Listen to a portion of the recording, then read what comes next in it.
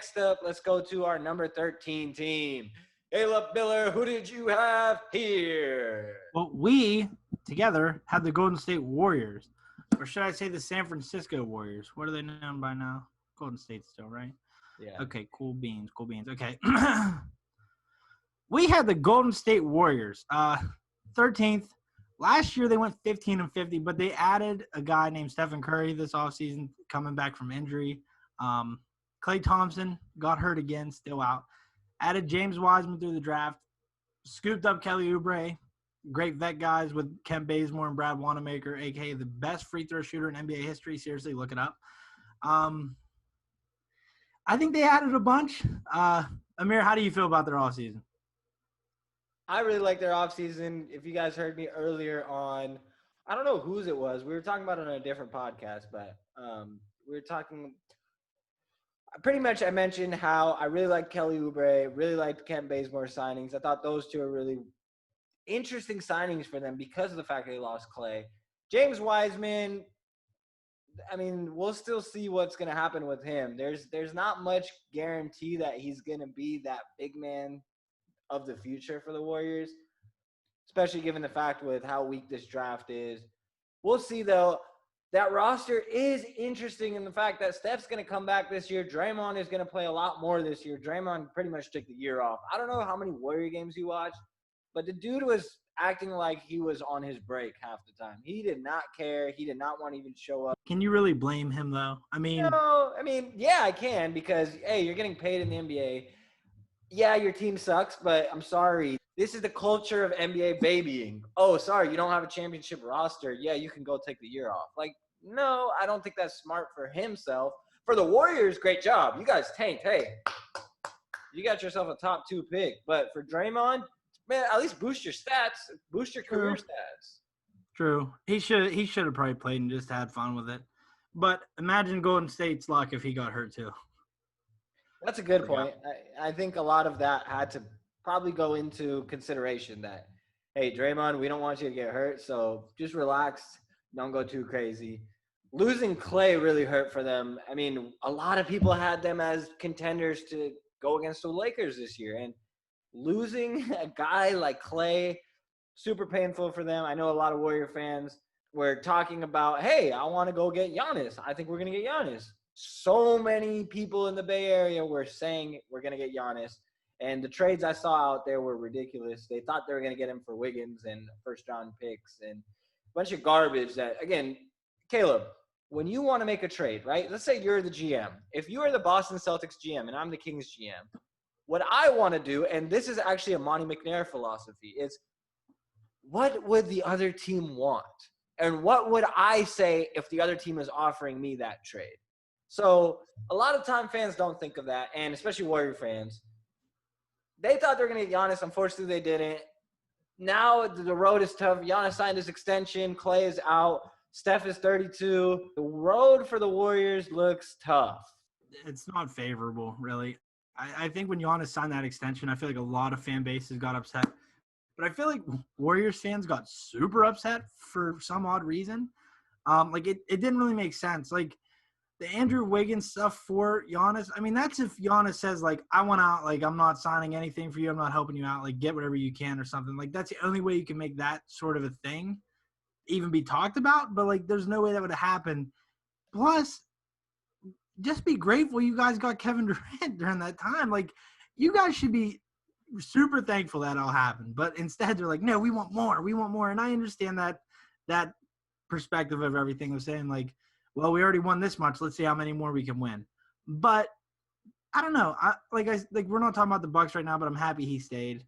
But the Warriors are still going to be decent with Steph Curry. Like, you still have a really fun, exciting player to watch. It's not like you guys are like a 15-50 team year in, year out. Like, that was an anomaly because of injuries. You guys are going to be fine. Just relax. I think a lot of them know they're going to be fine, but again, it's the spoiledness of, hey, we made it to the finals that many years in a row. We've had this talented of a team. We've had this many superstars. It's, again, fan bases get spoiled. I mean, you're a Celtics fan. Your whole fan base is spoiled. They cried to freaking Gordon Hayward's wife because the dude left. They were sending her death threats because he didn't want to sign a sign and trade. Yeah, it's pretty nasty fan base I'm in. but I love them all the same, kind of. Not really, actually. Let's move on. I don't want to get myself in trouble. I will say I am excited to see, as much as we said James Wiseman has a lot of risk, I am excited to see him. If James Wiseman proves me wrong, I'll be the happiest guy on earth because I do like his game, but it's just like questionable fit for the NBA. But if it works out and Golden State can use him, he could be a really exciting player. So let's see how it turns out for him. It'll be an interesting fit next to Draymond. I think Kelly was probably one of the best trades they could have gotten for really anyone at that point. Obviously, Bazemore, I really like that pickup. Steph is back, and just from one preseason game, he's already looking back to normal. Again, preseason, but it's shooting, and Steph's shooting is already insane. He only needs a little bit of room. He looks like he's back to normal. So with that said, let's move on to our buy or sell. You know, you can win a lot of different ways, and we've had a lot of different experiences from, the early days to that, that 5-year window to now. And that's part of the beauty of the NBA, being in all of those different things and still trying to win. So I'm excited about the freshness of what that looks like. That's Steph Curry talking about how he wants to win this year and have a really strong year. Caleb, my question to you, Steph will stay healthy and take a huge step this year to win without Clay. Buy or sell? I'm going to buy. I'm a Curry fan. I like Curry. I think he can do it. I mean, we saw a preseason game last night. Me and you watched it. He looked good. He looked back. What do you have, 29 3/4? He's an exciting player, man. And I feel like this year is going to be so big for his legacy because I do feel like people have kind of dismissed him as a legacy player because he's had good teammates his entire career, really, and like a good system around him. But I feel like this year he can really take a huge leap, and I'm excited to see him do it. I think he'll do it.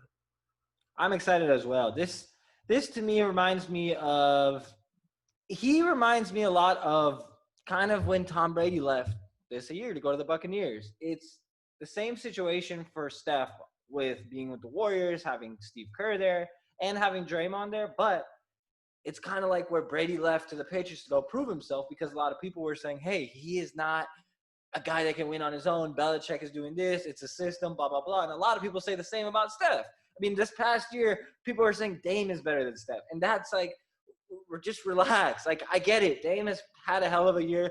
Dame is a hell of a player.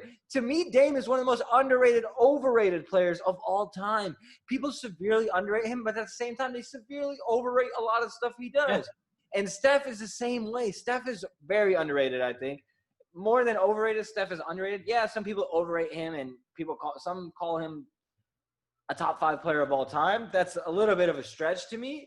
But to say he's one of the best point guards, if not the best point guard of all time, that's very hard to argue against. Mm-hmm. I think I'm going to go with buy, but I will say that I mean, it's hard for me. I want to go half buy, half sell, and I'm going to buy that he's going to stay healthy and he's going to take a huge step. Pick one. You have to pick one, buy or sell. You can't do half and half. You can't hold. I'm not holding. I'm giving you 2 answers, and let me finish. No, there's like 2 choices. You can't pick both. Okay, but can I explain what I'm saying? Go ahead, try. Okay, so you do whatever you want. You can buy, you can sell. I think Steph's going to take a leap this year. I think he's going to go back to similar to MVP year. But at the same time, I don't think he's going to be able to win much without Clay. I'll agree with that. I agree with that point.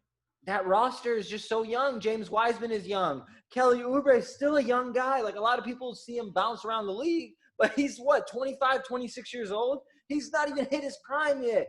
Draymond's on the older end. Steph, yeah, he's getting older, but he's still in his prime. Bazemore is just okay, and that whole bench is not good. They do not have a good bench. They have the best free throw shooter in NBA history on their bench now. They have Brad Wanamaker there. All right, Brad Wanamaker fan club. Let's relax, all right?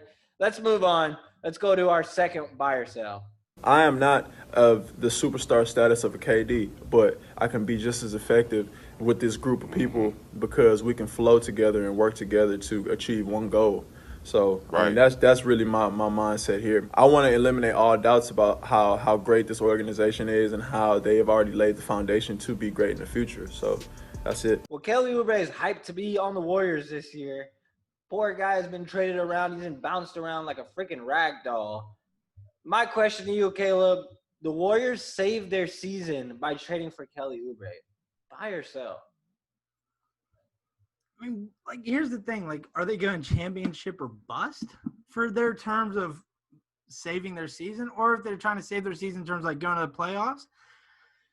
I'm going to say he's better than Andrew Wiggins. So I'm going to say that they saved their season because he's more fun to watch than Andrew Wiggins. I think – did you see the one play last night where they had Steph running around and Kelly Oubre set, like, that backdoor screen for Steph to get that corner three? He's buying into the system already, and – I just feel like he's a better player than Wiggins. I would say buy. Did you see the other play of Andrew Wiggins getting a screen? He dribbles down, pulls up, free throw line jumper, bricks it off the backboard. Yeah. See, wide open. No one within 10 feet of him. Dude, it's like Wiggins has those rookie mistakes, but it's like it's year 5? No, year 6 for him. Like you gotta kind of figure that stuff out. You know what I mean? Like that's dude's 25 years old, and I get it. Oubre's 25 too, but Oubre has proved himself a lot more than Andrew. I would take Oubre over Wiggins easily. I've been begging for the Kings to trade Oubre for like ever since the Wizards had Otto Porter and Kelly Oubre, and Oubre was off the bench. Dude, I remember I wanted Kelly Oubre to get traded here so bad, but you know, Vlade decided freaking Harrison Barnes. Jesus. In the draft that year, I wanted Oubre over Terry Rozier, but we took Terry. Worked out good. Terry was fun for us. But, man, Kelly Oubre, I like him, dude. His game's really underrated. People think that he's just like a Twitter thing because he's a handsome guy. I'll say it. Gosh darn it. I'll admit it. He's cute, goddammit. Yeah, is it a crime to admit that? But not, I mean, people think that he's overrated because, like, I don't know, people really enjoy the way he looks. He's actually got good game. Like, he's a good player. I'm going to buy as well. And – again, for the simple fact that I think Kelly Oubre is super underrated. I thought he was the biggest pickup of the offseason for any team.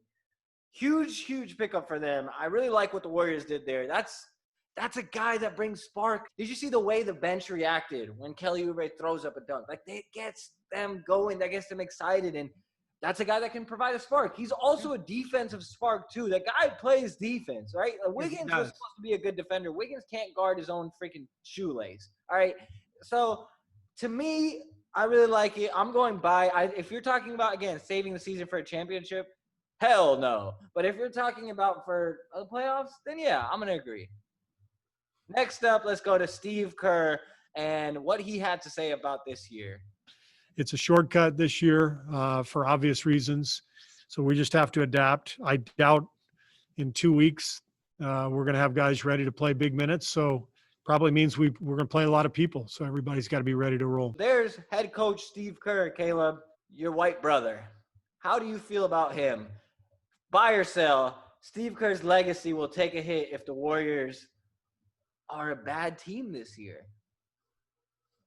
I think this is a massive year for him as well, because if they have a good year and they make the playoffs like a 6 seed, 5 seed, I think his legacy has such a boost to it. But I feel like you said, if they miss the playoffs, his legacy is going to get hit hard. And you know, a lot of it is like uneducated fans not understanding context. You know what I mean? But like, man, I'm going to buy that he's going to have – I'm going to buy. I'm going to buy. Because I feel like it's going to be win or lose for him. There's no in the middle, like, you did good. It's going to be a big year for him. That one's tough again. I'm going to buy because I think if the Warriors are healthy this year and Steve Kerr does not have a good year, that's not good for his legacy. Like you said, that's going to really hurt him, especially because a lot of people already say, well, Steve Kerr walked into that situation. Mark Jackson built that team. Mark Jackson made Draymond. He built the chemistry. Steve Kerr just brought out the strengths of that team. And that's a good point. I could see that argument, but to me, Steve Kerr is the guy that put them at that next level of, hey, we went from just a good playoff team to a championship contender. One thing I noticed, and again, I keep having to bring this up because people are going to be like, why the hell are you judging it off one preseason game? Again, I'm justifying. Did you watch any of the game last night, Caleb? Watch the plays they run for Steph. Watch the plays the Warriors run. It's so smooth. And then you look on the other bench, and Luke still has no clue what the hell he's running. Still. And he has 2 great assistants on his bench. And what's shocking to me Luke coached that team. When Steve Kerr was out for that back surgery, Luke was there coaching them. You mean to tell me you had no clue that this was what they were going to be running? Come on. I'm not even saying that. I'm saying this fact that the Warriors run such a beautiful It is offense. beautiful. And that's where I give credit to Steve Kerr because he runs such a beautiful offense that so many other coaches try to replicate. Again, same thing with Greg Popovich. So many coaches try to replicate. And then just like you got the Luke Wallens, you got the Jim Boylans. You got a bunch of guys that have no clue what to do when they're in that head coaching position. Yeah, it's not a good look, man. I mean, Kerr does an amazing job with that team. I love Steve Kerr.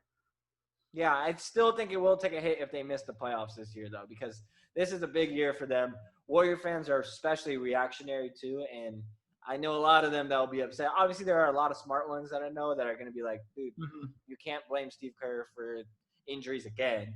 But there will be a lot of upset Warrior fans because, again, like you said, Warrior fans are already upset over not getting Giannis. That's called being spoiled. What was their percentage of getting Giannis? Like 10% anyways? Like, you guys got to get realistic. Like, that's like getting pissed off at yourself because you bought a lottery ticket and you didn't win and, like, getting real depressed about it. Like, bro, the odds are stacked against you. Let it go. Like, it's fine. They legit thought they were getting Giannis. That's the difference. I told you, they're delusional enough to think that they could have got him.